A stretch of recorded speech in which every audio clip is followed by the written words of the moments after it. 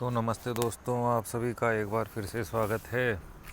तो आज का जो हमारा टॉपिक है वो यही है कि हम दुखी क्यों होते हैं, क्या कारण है कि हम दुखी हो जाते हैं।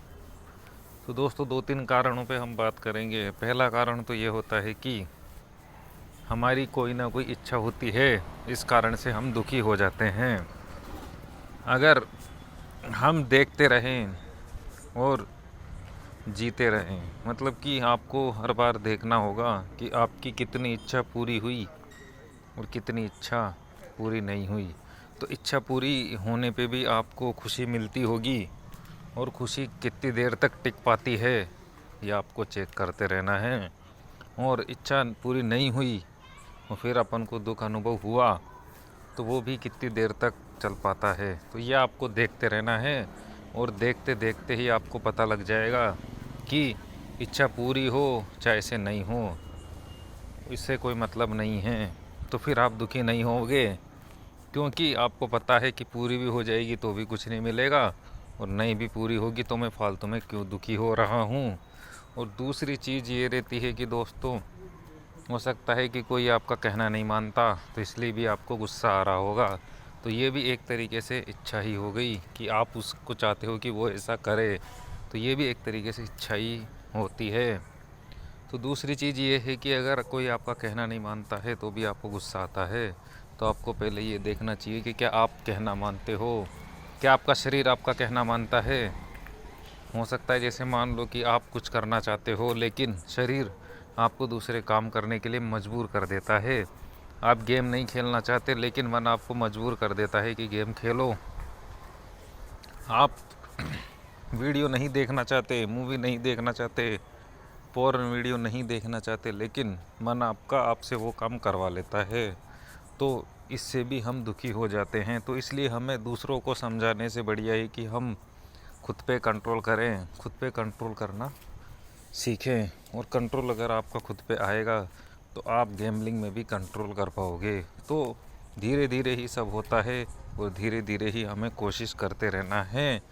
तो आ जाते हैं दोस्तों आज की कहानी पे, चोर का बलिदान। एक चोर को पता चला कि 3 अमीर ब्राह्मण एक शहर से दूसरे शहर यात्रा कर रहे हैं। वह वेश बदलकर उनसे मिला और उनके साथ यात्रा में शामिल हो गया। वक्त के साथ उसने उनका विश्वास जीत लिया। चारों ब्राह्मण उसे ये अपने साथ दूसरे शहर ले चलने के लिए राजी हो गए। अपने धन से उन्होंने कुछ रत्न खरीदे। अपनी जांघों को काटकर उन्होंने ये रत्नों को वहाँ छिपा लिया ताकि रास्ते में कोई चुरा न ले। चोर को उनका यह राज पता था। उन्होंने योजना बनाई कि वे उन चारों को जहर देकर मार देंगे और फिर रत्न चुरा लेंगे। अब वे लोग जंगल से गुजर रहे थे। कुछ आदिवासी आए और उन सभी को बंदी बना लिया और अपने सरदार के पास ले गए। आदिवासियों ने सरदार के कंधे पर एक कौवा बैठा था। सरदार बोला, इनकी तलाशी लो। आदिवासी ने उनकी तलाशी ली पर उन्हें कुछ भी नहीं मिला। सरदार ने अपने ये कौवे की तरफ देखा। इनके पास खजाना है, कौवा चिल्लाया। ब्राह्मण ने सरदार से मिन्नी को, अब हम बहुत गरीब यात्री हैं जो एक शहर से दूसरे शहर रोजगार के लिए यात्रा करते हैं। हमारे पास कोई खजाना नहीं है, ब्राह्मण ने बोला। पर कौवा कभी झूठ नहीं बोलता। तुम लोग झूठ बोल रहे हो सकता है तुमने रत्न निगल गए होंगे। हम तुम्हें मार देंगे और फिर तुम्हें चीर कर सारे रत्न निकाल लेंगे।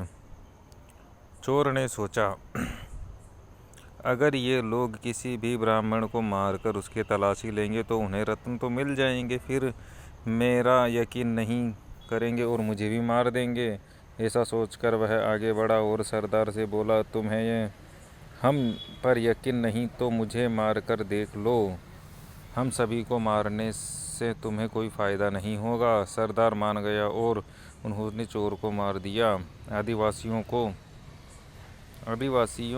को उसके शरीर में कुछ भी नहीं मिला। सरदार ने माफ़ी मांगकर तीनों ब्राह्मणों को छोड़ दिया। चोर ने अपने प्राण की बलि देकर ब्राह्मणों को बचा लिया।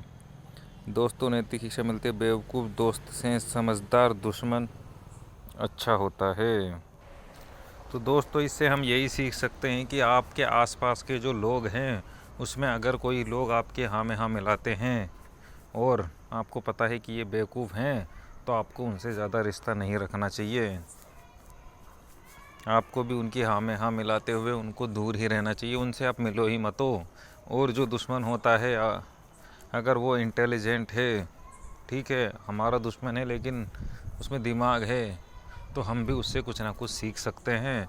तो ऐसा ही हम कसिनो से भी सीख के ही रहेंगे कि ये हमें कब मार देती है हमें पता भी नहीं चलता।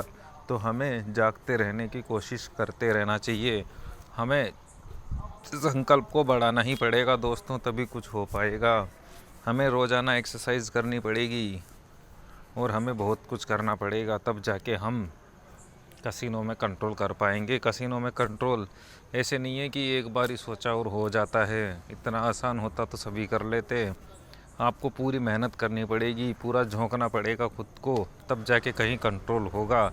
और तपस्या करनी पड़ेगी दोस्तों। अगर तपस्या नहीं करेंगे तो वहीं की वहीं रह जाएंगे।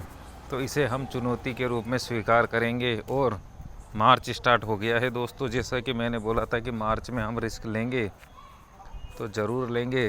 और जो भी मैं गेम खेलूँगा वो या तो स्क्रीनशॉट डालूँगा टेलीग्राम पे, या पूरा का पूरा वीडियो ही अपलोड करने की कोशिश करूँगा। तो 4 तारीख से जो वुमेन IPL हो रहे हैं दोस्तों, उसमें हम खेलेंगे। और 4 तारीख से हम देखते हैं क्या कर पाते हैं। तो आज के लिए इतना ही दोस्तों, मिलते हैं अगले वीडियो में। वीडियो देखने के लिए बहुत बहुत धन्यवाद दोस्तों।